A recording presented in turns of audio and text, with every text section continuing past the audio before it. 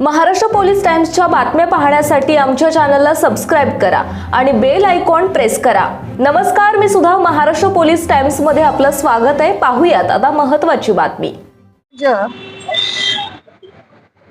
या संघटनेच्या वतीनं मी कुमारी रुपाली सतीश जलगम, अध्यक्ष पश्चिम महाराष्ट्र महिला आघाडी, दिनांक 18 रोजी आज जिल्हा परिषद सोलापूर शहर पूनम गेट पशी उपोषणात बसलेले आहे।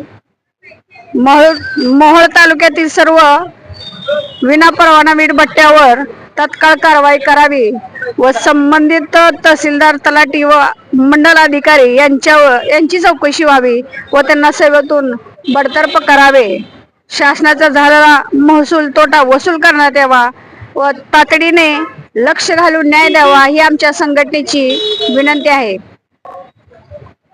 दिनांक 6/4/2026 रोजी प्रांत साहेबांनी बी तहसीलदाराला पत्र दिलं होतं की संबंधित विरोधात कारवाई करावी, असे पत्र त्यांना देऊन सुद्धा त्याने आजपर्यंत कुठलीही कारवाई केली नाही।